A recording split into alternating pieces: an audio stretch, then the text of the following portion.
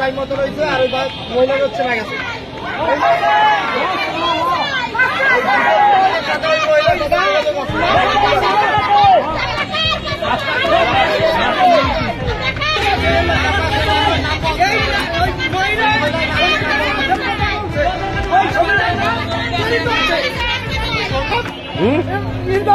কথা বলছে ওই সংবিধান আসেন কিন্তু আপনার সবাই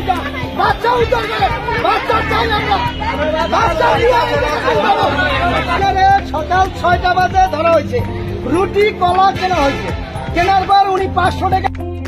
একটা দোকান আমি রিক্সা নাই না রুটি কলা চাইছে ভোরবেলা চাইয়া রুটি কলা চাইয়া 500 টাকা দিচ্ছে দামাইতে পারে পরে আমাকে দোকানদারের সন্দেহ হয়েছে কেন আমার বাইকটা হারানো গেছে উনি দিয়ে এককালে ঠিক সেই মহিলা লম্বা চূড়াতে করে করতে নাইলে এই ওনারে মনে করেন চাপ সৃষ্টি করছে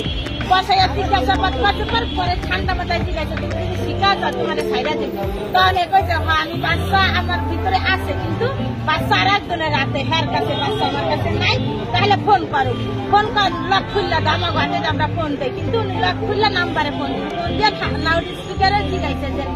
আপা আমার কিন্তু বাচ্চার লেগে দাঁড়া খাইছে এই পর্যন্ত মোবাইলে একবারে লক হয়ে গেছে আর এলাকার মানুষের ঘোরাঘোরা করছে পরে আর কিছু বলে আমার কাছে থানায় বলতে শিকার কাছে আচ্ছা উনি কি আপনার নাম কি আমার নাম রাবেয়া বাড়ি কই সে আমার নাতি হয়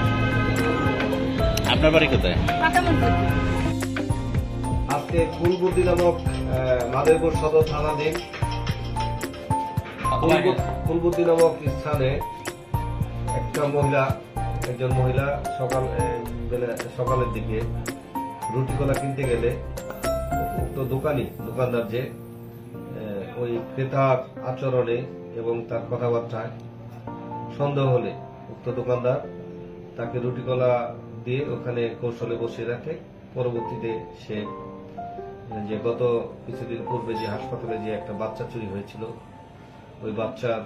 লোকজনকে সংবাদ দিলে তারা আসেন ঘটনাস্থলে, বহু লোক আসেন এই সংবাদ দিয়ে এসে তারা সন্দেহ করেন যে এই